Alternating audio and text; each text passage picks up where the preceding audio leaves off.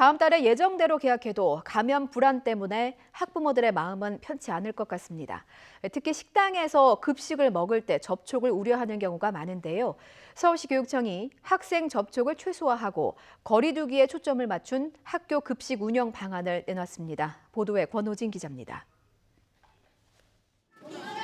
서울 시내 각급 학교는 대체로 식당에서 급식합니다. 초중고등학교와 특수학교 1,335곳 가운데 74% 정도가 식당, 22%만 교실에서 배식이 이루어집니다. 식당은 밀접도가 높다 보니 식사 중에 비말이나 신체 접촉 등이 발생할 가능성이 큽니다. 학부모나 교육당국이 개학 이후를 걱정하는 이유 가운데 하나입니다. 서울시 교육청이 이런 점을 고려한 학교 급식 운영 방안을 마련해 각 학교에 권고했습니다.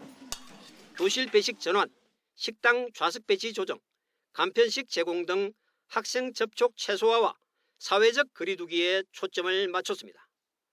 먼저 배식 장소를 식당에서 교실로 유도하되 배식과 운영시간 단축을 위해 일품 요리나 과일, 우유 등 간편식을 주도록 했습니다. 식사는 짝꿍 없이 한 줄로 앉아서 먹도록 권고했습니다.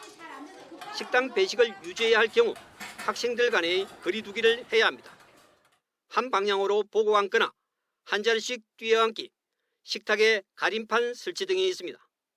학년별 반별로 식당 이용 시간을 분산해 3, 4교대로 시차 배식을 하는 것도 한 방법입니다.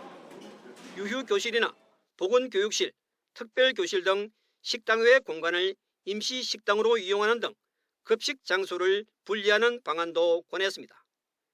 배식 시간 연장 시 급식 종사원의 시간의 근무를 하루 최대 2시간 인정하고 관련 인건비는 추가 지원하기로 했습니다.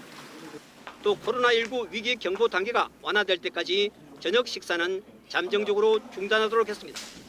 개학 이후에 학교 급식 운영은 학생 교직원의 안전을 최우선으로 하는 급식 제공을 위해서 불가피한 조치로서 한시적 탄력적으로 운영하는 것입니다.